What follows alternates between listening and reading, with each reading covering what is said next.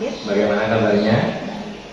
Nah, jadi untuk hari ini kita akan berdiskusi terkait dengan kesiapan Ibu sebelum nantinya melaksanakan kegiatan pembelajaran di kelas. Nah, untuk nanti Ibu Susi ada mengajar di mana? Saya mengajar di kelas 8E jam ke-78. Mengajar di kelas 8E jam ke-78. Untuk jam 78 itu jam berapa Ibu? Jam 12.10 sampai 13.30. Jam 12.10 sampai 13.30. Nah, untuk nanti saat melaksanakan pembelajaran, materinya tentang apa? Materinya tentang membentuk persamaan garis lurus yang melalui 2 titik. Materinya tentang membentuk persamaan garis lurus yang melalui 2 titik. Kemudian untuk tujuan pembelajarannya bagaimana itu? Tujuan pembelajarannya yaitu dari pengamatan dan observasi siswa, siswa dapat membentuk persamaan garis lurus melalui 2 titik.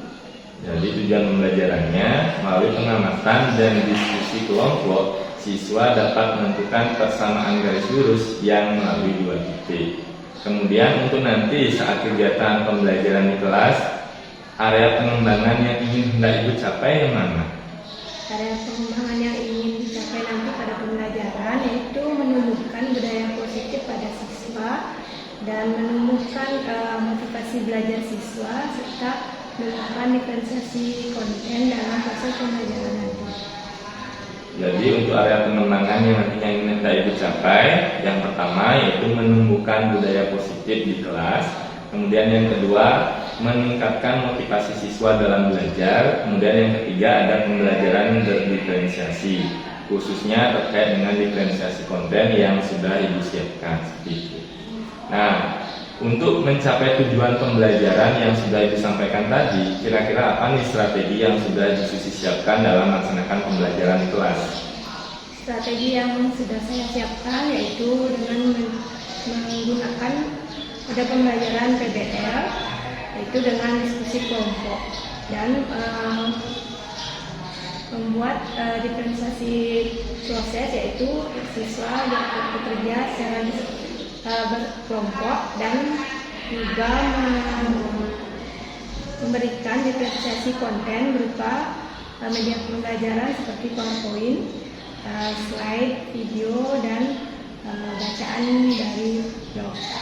Oke, baik, strateginya yang khusus disiapkan yaitu yang pertama ada dengan melaksanakan model pembelajaran PBL dengan diskusi kelompok dan pemberian LKPD. Kemudian ada medianya berupa PowerPoint, slide, video, bahan bacaan di blog seperti itu. Kemudian nantinya dengan diskusi kelompok, diskusi harapkan juga ada proses yang siswa alami ataupun lakukan sehingga nantinya dapat memahami materi yang diajarkan seperti itu ya. Nah, kemudian untuk kelompoknya nanti seperti apa Ibu? Apakah Ibu tentukan atau siswanya yang milih sendiri atau kemampuan siswa yang heterogen atau Ibu sudah menentukan asesmen diagnostik sebelumnya? Untuk pembentukan kelompoknya itu berdasarkan asesmen diagnostik. Jadi nanti kelompoknya bersifat heterogen. Jadi dikelompokkan menurut kemampuan mereka. Nah, jadi untuk kelompoknya nanti itu berdasarkan asesmen diagnostik yang sudah Ibu Susi berikan sebelumnya sehingga nanti satu kelompok itu heterogen ya. Wah, luar biasa sekali strateginya. Semoga nanti dengan strategi yang sudah Ibu Susi siapkan itu dapat mencapai tujuan pembelajaran yang sudah Ibu Susi tentukan. Nah, untuk nanti saat di kelas saya hanya sebagai pengamat saja. Saya akan mengamati proses pembelajaran yang Ibu Susi laksanakan. Silakan Ibu Susi melaksanakan pembelajaran seperti biasanya. Nanti setelah proses pembelajaran kita akan berdiskusi kembali dan saya akan menyampaikan hasil pengamatan yang telah saya tulis berdasarkan pembelajaran yang sudah dilaksanakan. Nah, itu saja untuk hari ini. Sampai jumpa nanti di kegiatan pembelajaran kelas. Terima kasih Bu Susi.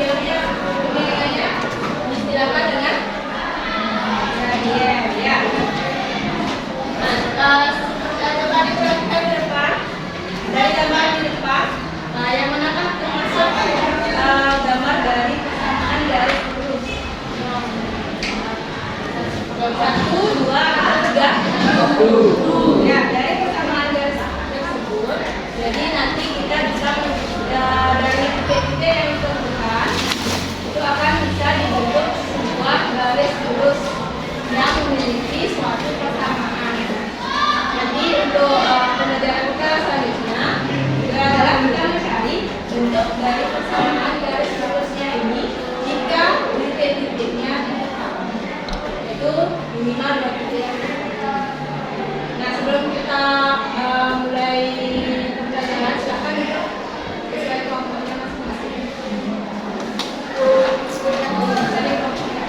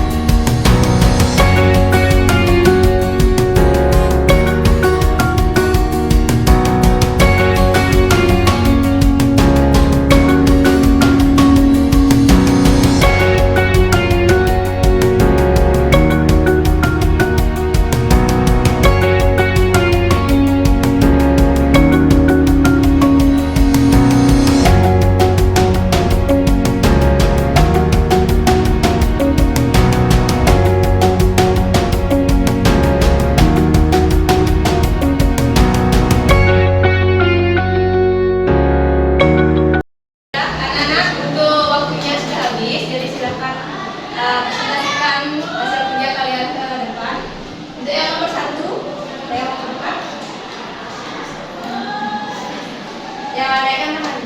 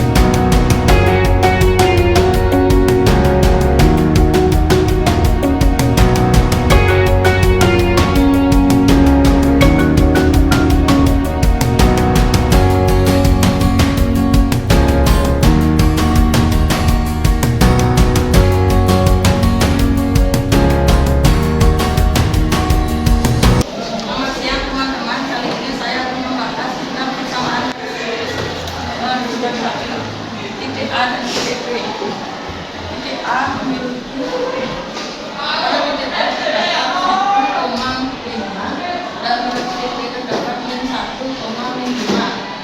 Rumus yang dipakai adalah Y min Y1 per Y2 min Y1 sama dengan X min X1 per X2 min X1. Jadi Y min 5 per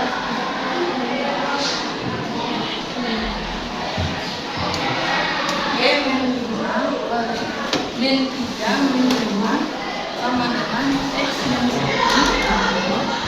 per min 1 min 1. Y min 5 per 8 sama dengan X min 1 per min 2. Min 2 dalam kurung Y min 5 sama dengan min 8 dalam kurung X min 1. Min 2Y tambah 10 sama dengan min 8X sama 8. Min 2Y tambah 8X sama dengan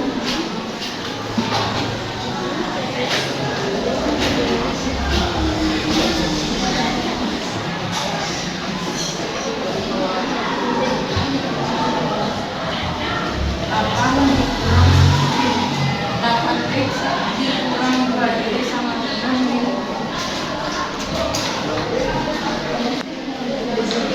Ada yang mau bertanya?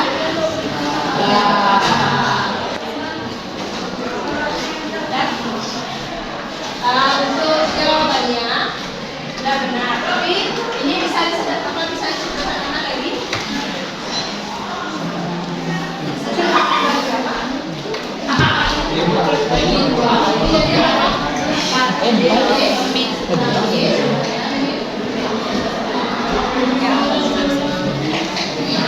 Ada lagi yang mau?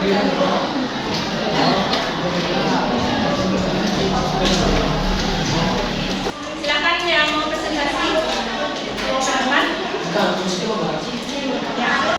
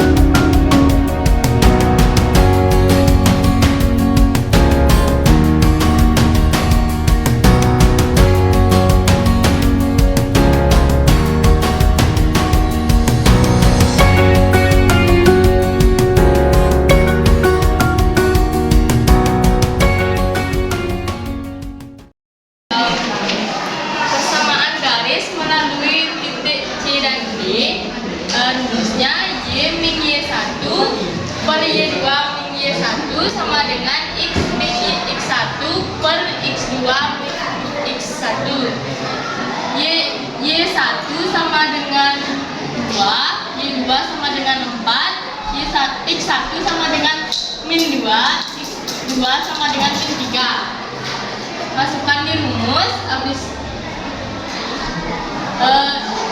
Y min 2 per 4 min 2 sama dengan X min X 2 X min 2 per min 3 dikurangi min 2. Y min 1 per 2 sama dengan X plus 2 min per min 3 ditambah 2. X dikali X sama dengan plus Y2 Y min 2 per 2 sama dengan X plus 1 X plus 2 min 1 dikali sila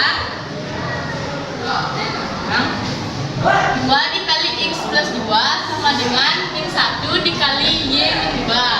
2X plus 4 sama dengan min Y plus 2. 2X plus Y sama dengan 2 min 4. 2X plus Y sama dengan min 2.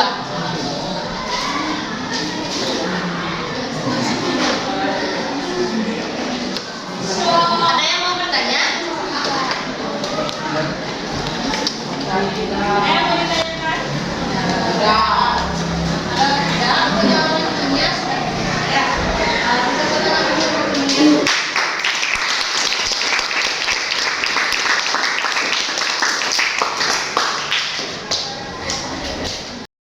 Dan untuk presentasinya sudah bagus semua ya.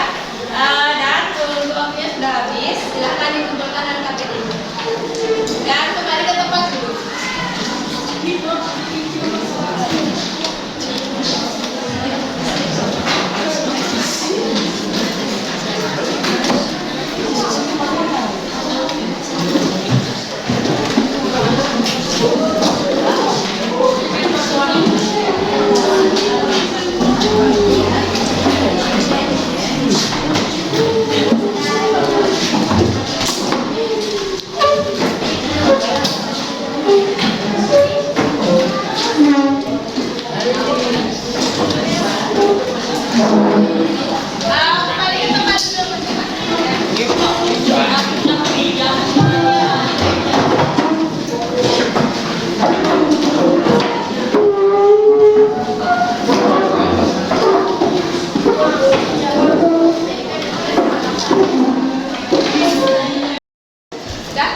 Dari apa yang kita pelajari tadi, apa yang bisa kita simpulkan?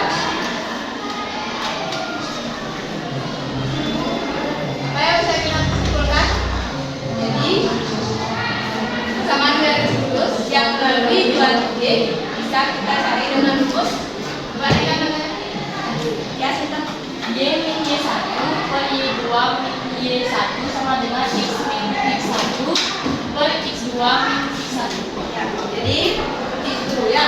Jadi kesimpulannya sama garis lurus yang melalui dua titik bisa kita gunakan rumus Y min Y1 per Y2 min Y1 sama dengan X min X1 per X2 min X1.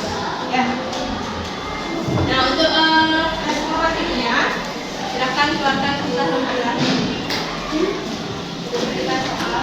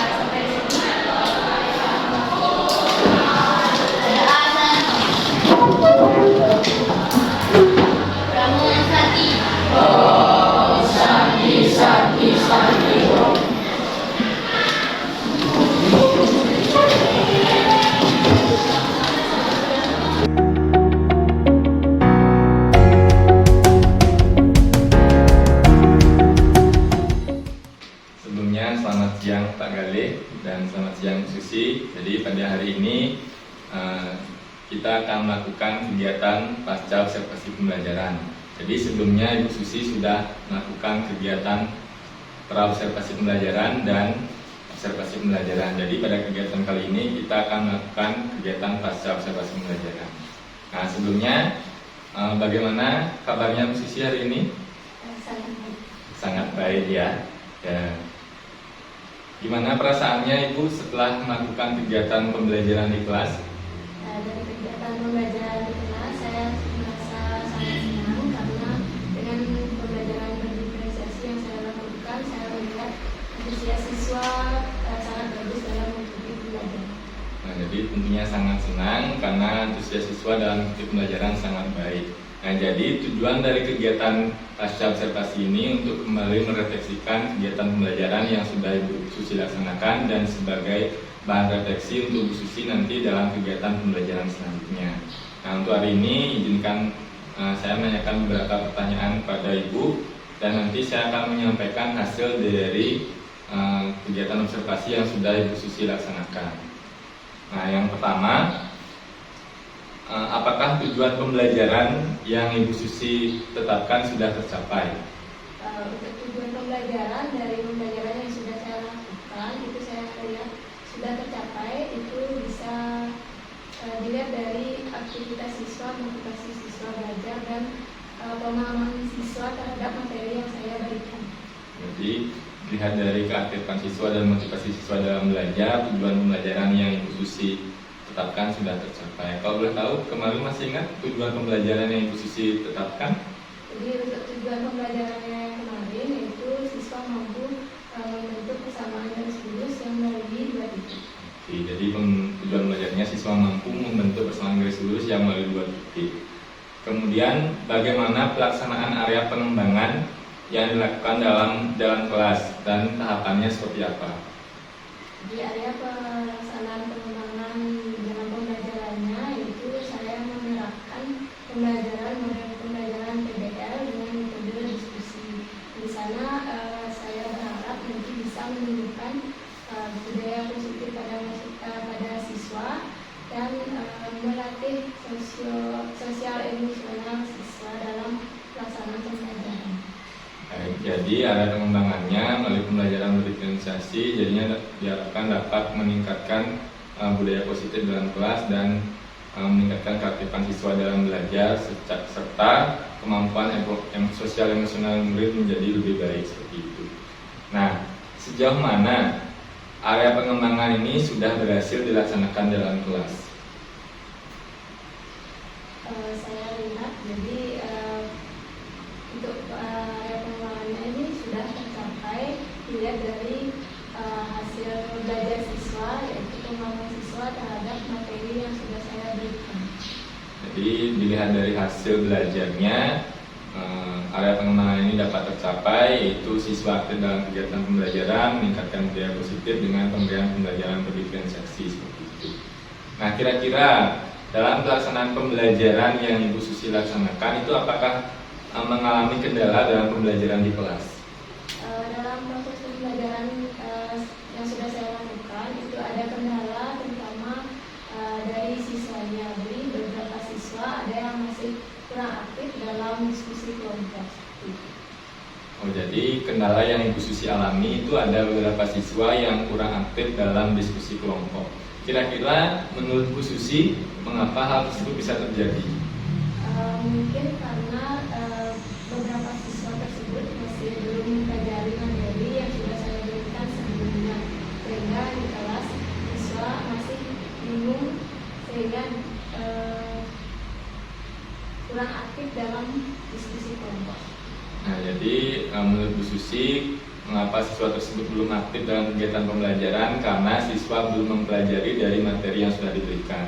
Padahal sebenarnya Ibu Susi sudah memberikan beberapa konten materi baik berupa slide, PowerPoint, video dan juga bahan bacaan di blog sebelum pembelajaran di kelas, harapannya untuk dipelajari oleh murid. Tapi kenyataannya ada mungkin beberapa murid belum mempelajarinya sehingga murid tersebut menjadi kurang aktif seperti itu. Nah, kira-kira bagaimana solusi dari Ibu Susi untuk menyelesaikan permasalahan tersebut untuk siswa yang kurang aktif dalam pembelajaran dan mungkin belum mempelajari materi yang diberikan. Apa yang akan Bu Susi lakukan ke depannya?